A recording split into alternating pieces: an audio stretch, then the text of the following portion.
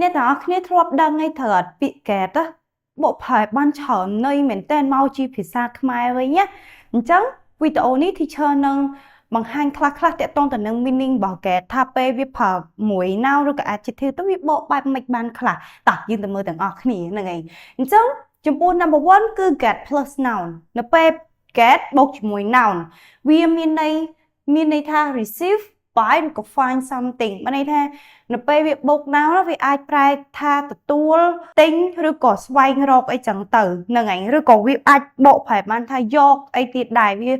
មានច្រើន meaning អញ្ចឹងនេះ teacher បង្ហាញមកប៉ុណ្ណឹង and ឧទាហរណ៍ដូច get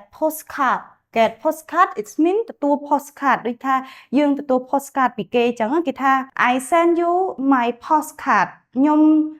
send postcard ទៅអ្នកអីចឹងទៅ Yes I got it ហ្នឹងហើយខ្ញុំបានទទួលវាអីចឹងទៅហ្នឹងហើយយើងអាច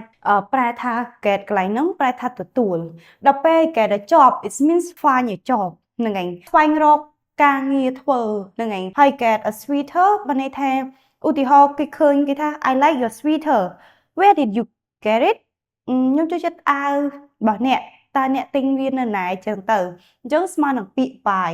get ឡើងនេះហ្នឹងហើយដល់ពេល get a bus មានន័យថាជិះវិញដូចគេសួរថា how do you get to school I get a bus ខ្ញុំជិះឡានក្រុងទៅរៀនអីចឹងទៅអញ្ចឹងចំពោះពាក្យ get plus ជាមួយ noun គឺបកប្រែបានច្រើនមាន receive buy ឬក៏ find ហ្នឹងហើយនៅពេលគេនិយាយបូកជាមួយនឹងការធ្វើដំណើរមានន័យថាជិះវិញហ្នឹងហើយឥឡូវយើងមកមើល get plus adjective វិញម្ដងគឺមានន័យថា become คล้ายទៅជាឧទាហរណ៍ថាគេនិយាយថាចា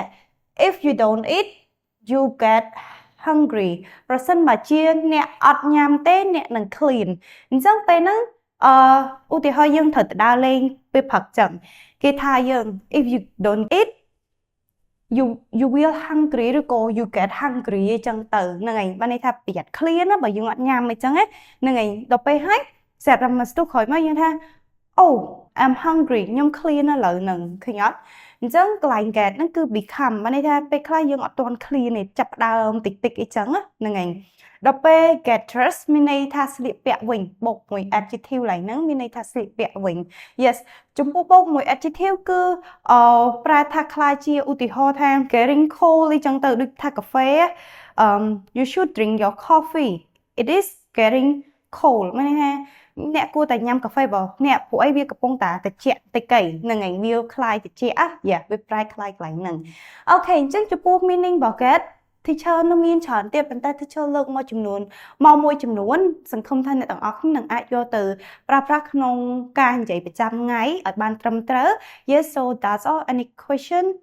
please drop into the comment bye bye សួស្តីអ្នកទាំងអស់គ្នាសាលា Startup Language គឺជាសាលាមួយដែលមានទទួលបង្វឹកសិស្សតាមអនឡាញគ្រប់កម្រិតដែលសាលាពួកយើងមានទទួលបង្វឹកសិស្សគ្រប់ស្គីលនីមួយៗដូចជា speaking reading grammar និង writing តោះនៅចាំវិញទៀតមកចុះឈ្មោះចូលរៀនទាំងអស់គ្នា